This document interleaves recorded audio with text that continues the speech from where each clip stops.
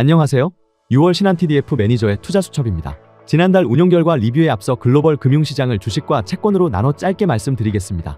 먼저 주식시장입니다. 지난달 글로벌 증시는 미국과 중국이 양국에 부과하기로 했던 고율의 관세를 철회하고 낮은 단계의 관세율을 기반으로 협상을 지속한다는 소식에 일제히 상승했습니다. 여전히 관세 관련 정책 불확실성이 남아있지만 관세 정책에 대한 시장 경계는 정점을 지나는 모습으로 관측됩니다. 다만 중국의 경우 경기 부양책과 소비 진작 정책을 강화하고 있지만 그 효력이 낮아 내수 부진이 지속되면서 타 국가 대비 상승폭이 낮게 나타났습니다. 다음으로 채권 시장입니다. 한국의 경우 대선 이후 경기 부양을 위한 대규모 추경이 예상됨에 따라 장기물 위주로 큰 폭의 상승이 있었습니다. 다만 미국은 여전히 견조한 실물 지표에 따른 기준금리 동결로 FOMC 이후 금리 인하 기대감 축소되었고 더불어 국가 신용등급 강등에 따른 여파로 장단기 금리 모두 큰 폭으로 상승이 있었는데요. 6월에 들어 상호관세에 따른 경기 둔화가 하드 데이터에 반영될 것으로 예상되고 있고 탈글로벌화 및 자국 우선주의 기조 확대로 주요국의 재정 지출이 증가하며 또 다른 시장금리 상승 압력으로 작용할 수 있어 주의 깊은 관찰이 필요해 보입니다.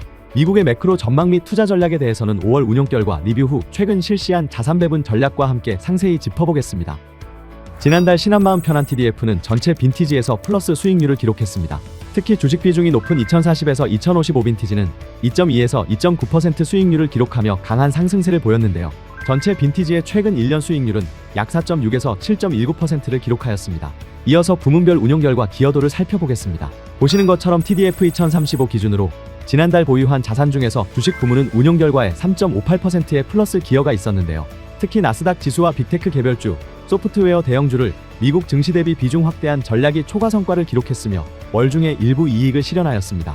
반면 미국채 10년물 금리가 0.2%포인트 이상 상승하였고 국고채 역시 장기물 중심의 상승을 보이면서 한미 초장기 국채에 대한 비중 확대 전략으로 채권 부문에서 마이너스 기여가 있었습니다. 또 국내 정치적 불확실성 해소로 외국인의 국내 주식 투자 수요가 증가되면서 주요국 통화 대비 원화가 강세를 띠며 환율 부문 역시 환오픈 포지션에서 부정적 기여가 있었는데요.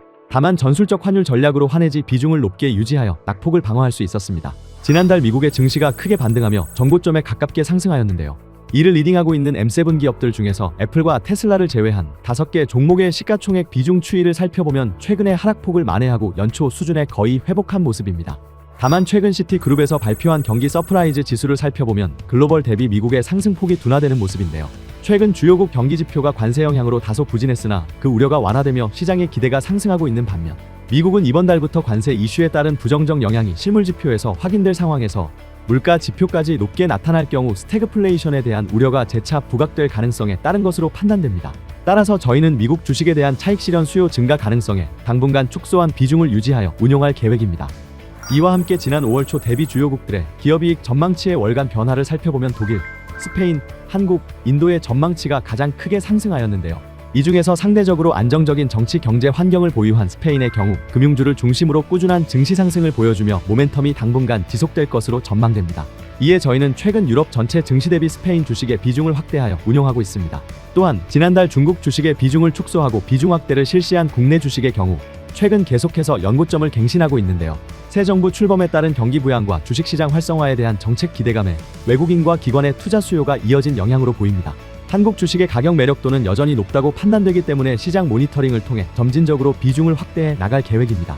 이어서 최근에 비중 확대를 실시한 글로벌 방산업에 대해 살펴보겠습니다. 예상보다 길어지고 있는 러우 전쟁과 지역 분쟁으로 전 세계적으로 국방 비용이 지속 상승하고 있는데요.